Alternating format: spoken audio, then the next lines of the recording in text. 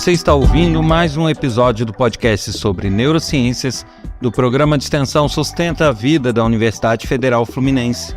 Eu sou Adriano Freitas, pós-graduado em neuroaprendizagem e especialista em neuropsicologia clínica. Neste episódio, o tema é a tecnologia e as escolas. E eu volto a convidar todos a visitarem o meu site, que possui links para o canal do YouTube, onde tem materiais, vídeos, trechos de aula sobre as neurociências. Tem também links para projetos que eu desenvolvo e outras informações para aqueles que tiverem interesse sobre as áreas. O endereço é www.adrianofreitas.com, anote aí. E também convido a todos a participarem desse podcast, enviando mensagens, com dúvidas, críticas, sugestões, para que a gente possa dar esse retorno para quem tiver interesse. O e-mail para contato é podcast@sustenta-vida.com e o WhatsApp é código 22 99 222 1003. Além, é claro, de convidar a todos a maratonar.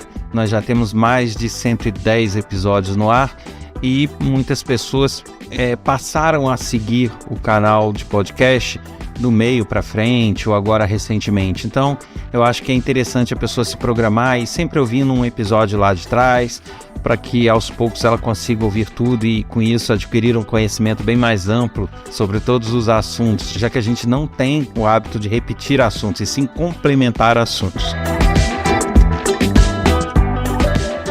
Pois é, o assunto dessa semana é a tecnologia, a informática nas escolas.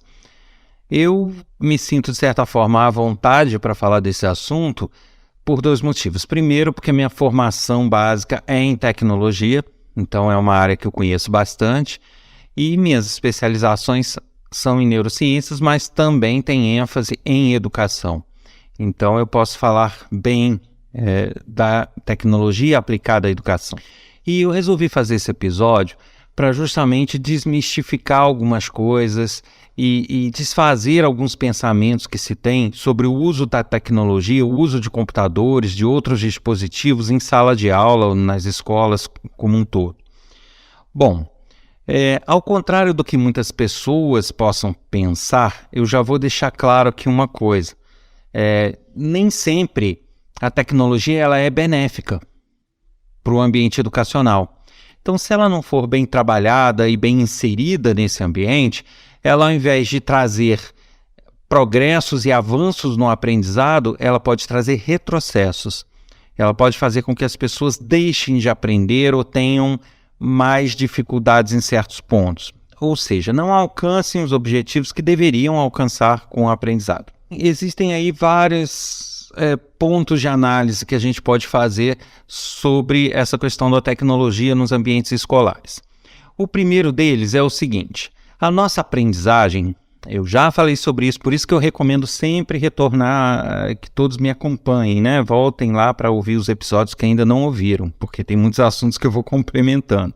Mas eu já citei num outro episódio que a gente aprende, e a aprendizagem para as neurociências não significa apenas entender o conceito, significa entender e reter esse conceito.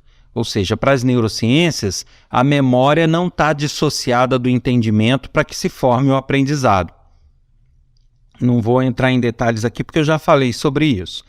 Mas essa retenção das memórias, do conhecimento, é feito através da consolidação de memórias, que é feito através do sono e que possui certos fatores que melhoram ou pioram essa retenção. E dentre esses fatores, nós temos aí que é a reverberação, que é a repetição, que é o estímulo que quanto mais amplo, quanto mais forte dentro do nosso cérebro, maiores são as chances de retenção daquele conteúdo. Então, para ser mais objetivo, se eu tenho uma atividade que me estimula uma área do cérebro uma vez, eu vou ter um certo nível de retenção. Se eu tenho essa mesma atividade repetidas vezes, ela estimula uma área do cérebro, porém ela se repete algumas vezes, a tarefa se repete e tal. Eu vou ter uma repetição, já vou ter um outro nível de retenção. Agora, se ao invés de estimular uma área do cérebro, ela estimula várias áreas do cérebro, eu vou ter outro nível de retenção, maior ainda, porque eu tenho várias áreas envolvidas naquela atividade e o cérebro considera essa atividade muito relevante, porque ela conseguiu trabalhar muita coisa, ela conseguiu estimular várias coisas e o estímulo acaba sendo bem mais forte, porque ele está presente em várias áreas do cérebro. E acaba o conhecimento sendo retido com mais facilidade. E se eu tenho as duas coisas juntas, que é a estimulação de várias áreas e repetidas vezes, ou seja, associo as duas coisas, aí o meu aprendizado é muito maior. A minha retenção dessas memórias é muito grande. E aí é que entra a questão da tecnologia. Quando a gente usa a tecnologia enquanto ferramenta de apoio à educação, maravilha, porque eu estou utilizando esses equipamentos, a informática, ou o que seja, para me dar meios de testar aqueles conhecimentos que eu aprendi, de fazer simulações, de fazer esse tipo de atividade. Aí, de fato, isso vai ser enriquecedor, porque eu vou ter um complemento do que foi aprendido ao manipular essas ferramentas.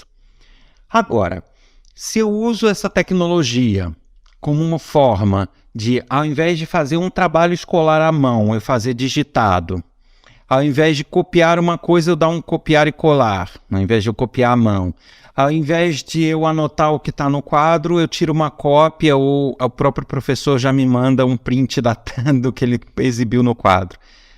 Aí eu tenho um dano nesse aprendizado muito grande, porque eu vou deixar de ter áreas do cérebro estimuladas com aquele conhecimento.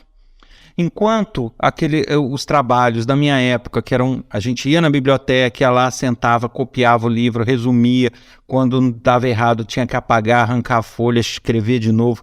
Isso, além de reter os conteúdos, eu estava também estimulando outras áreas de escrita, áreas de leitura, áreas de interpretação, e aí eu tinha que manipular aquele conteúdo e ter cuidado na hora de digitar, ou seja, eu escrevia, de digitar não, de escrever, ou seja, eu escrevia com atenção. Isso tudo promovia uma retenção de conhecimentos muito grande. Agora, hoje em dia, o aluno vai lá, senta lá, pega o celular, ao invés de copiar o que está no quadro, ele fotografa. Ao invés de fazer uma pesquisa e fazer o resumo dessa pesquisa, escrever num papel, ele simplesmente vai lá dar um copiar e colar, coloca no editor de texto e imprime. Ou seja, a estimulação do cérebro dele está muito reduzida nessas situações. Então, a retenção das memórias naquele aprendizado é mínima se comparado ao que a gente tinha na época que não havia essa tecnologia. Aí é um exemplo claro de como a tecnologia pode ser prejudicial no aprendizado, porque ela está substituindo mecanismos que a gente utilizava para estimular nossa memória, estimular nossas áreas do cérebro para que possa reter melhor aquele conteúdo. E aí, quando a gente deixa de fazer isso, realmente a tecnologia entra para danificar a educação e não para ajudar. Então, qual seria o correto? A tecnologia, os equipamentos serem utilizados meramente como apoio educacional, que seria como ferramentas, como eu já exemplifiquei, onde você não vai substituir o que você vinha fazendo, você vai complementar o que você vinha fazendo. Então, que você continue fazendo trabalhos à mão, escritos, que continue realizando cálculos manuais, que continue a fazer todas as atividades manuais, as pesquisas.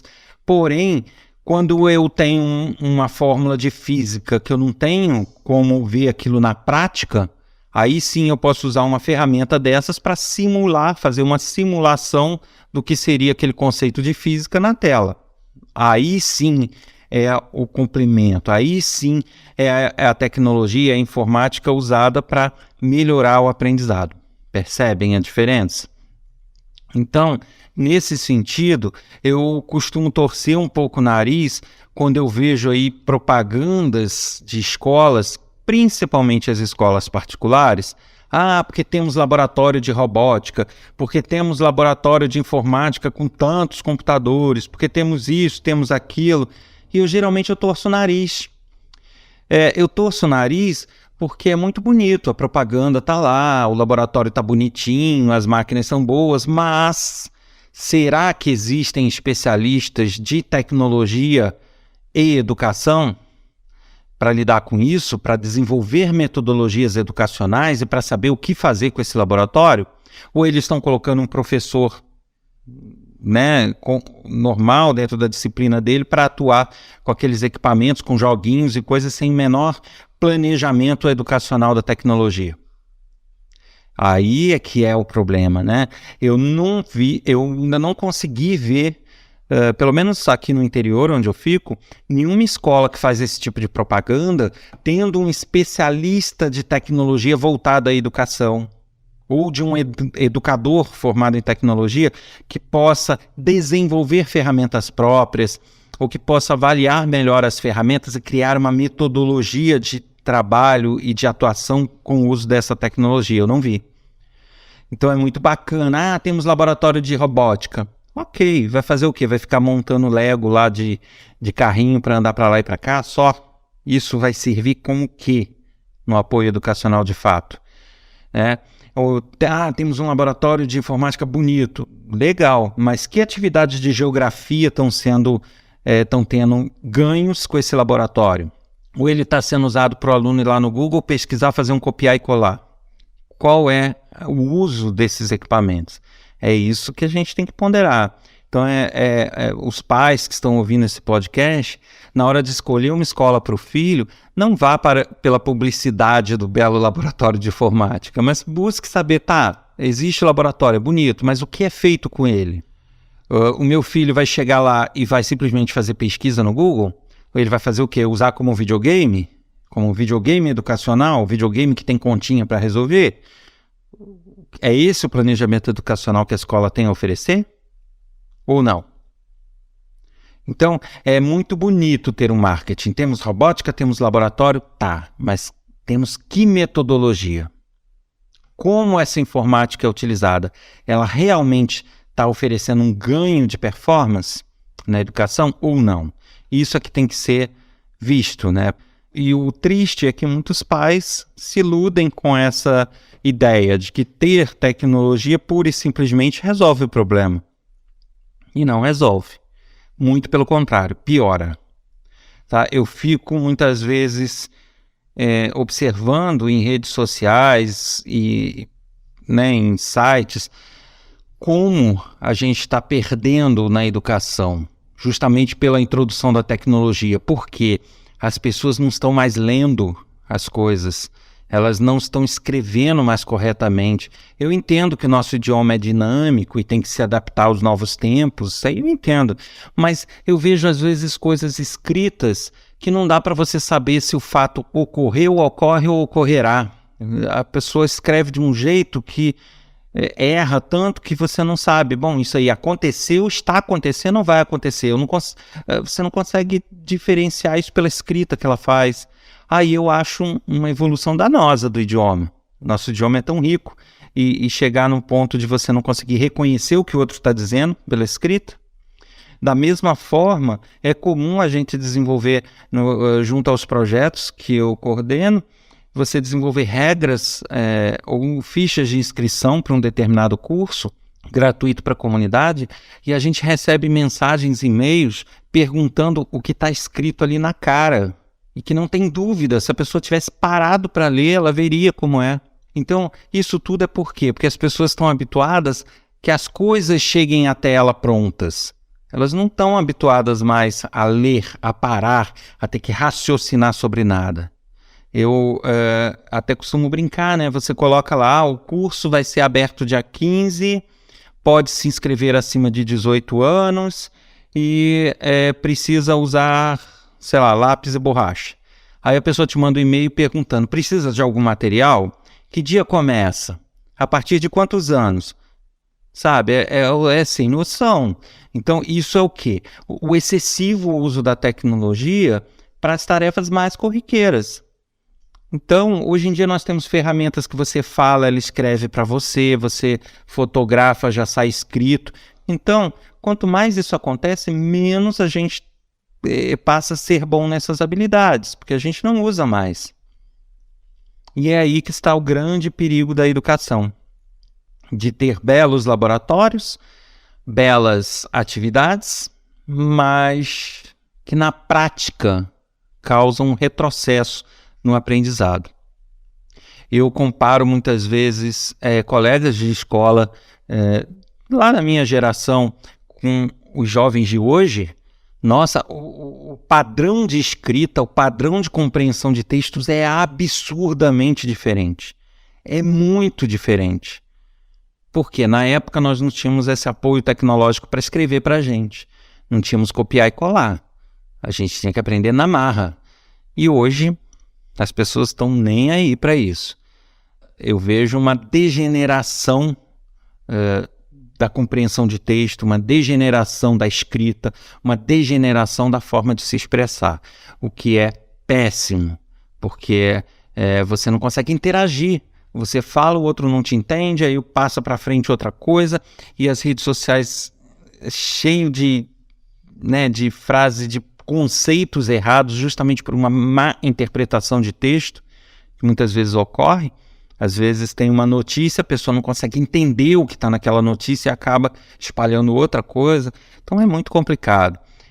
E assim, entrando na questão pedagógica da coisa, um dos critérios que ajudam o cérebro a ter boas atividades e ter um bom aprendizado, além desse estímulo geral, é você ter uma coisa chamada imprevisibilidade das atividades. O que eu quero dizer com isso? Se eu tenho um joguinho no computador, não, mas nós temos jogos educativos, beleza. Mas se aquele jogo for como qualquer outro jogo, onde a criança ou adolescente aprende macetes para poder passar de fase, acabou.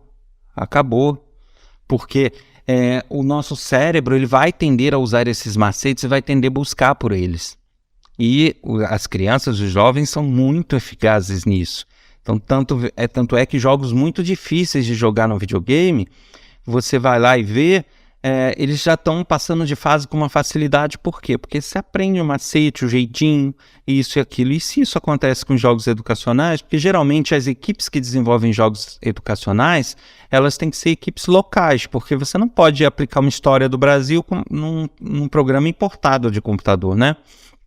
E geralmente as equipes que nós temos aqui de desenvolvimento não têm o grau de apuro e de produção ou de investimento para produzir jogos no nível de um videogame moderno.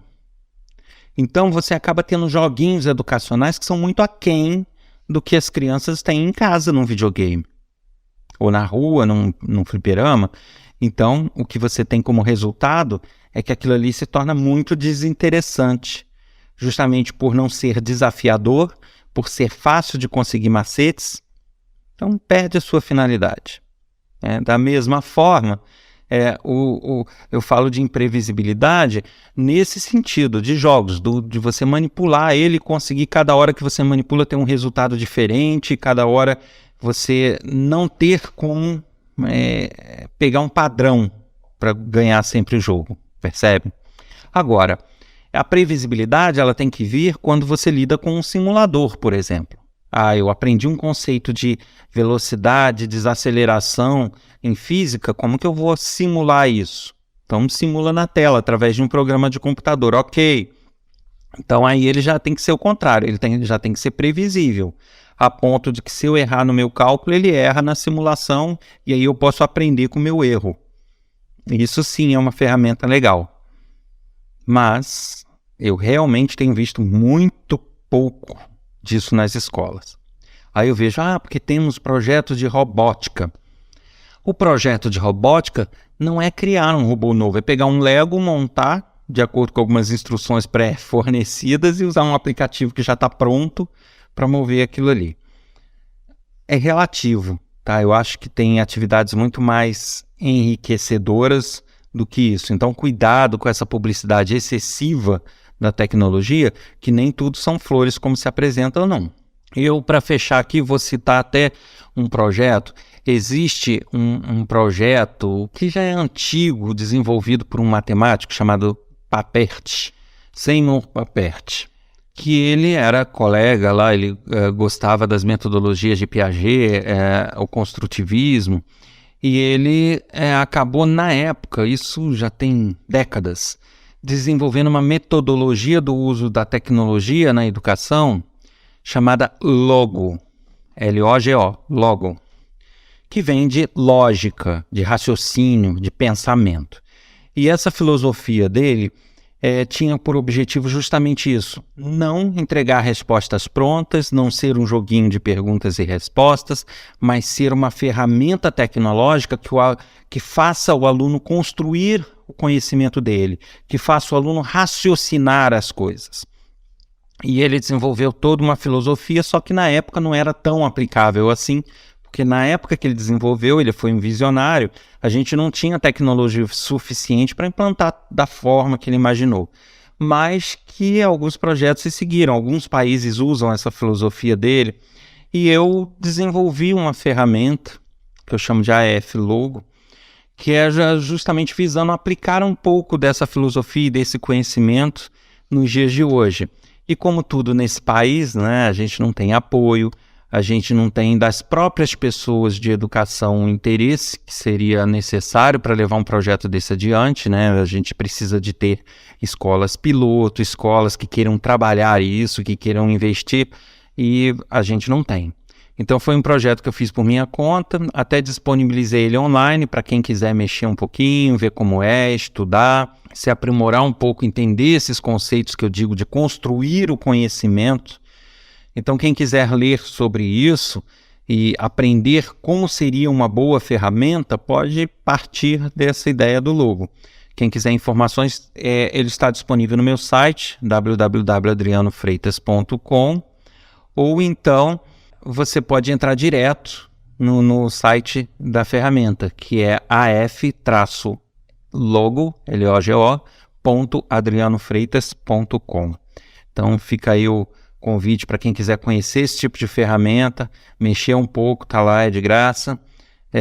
Lógico, a gente tenta manter e tenta conseguir algumas doações para tentar manter o projeto, mas ele está a passos lentos justamente porque, infelizmente, no nosso país não temos uma visão nesse sentido. Mas fica aí o convite para quem quiser aprender.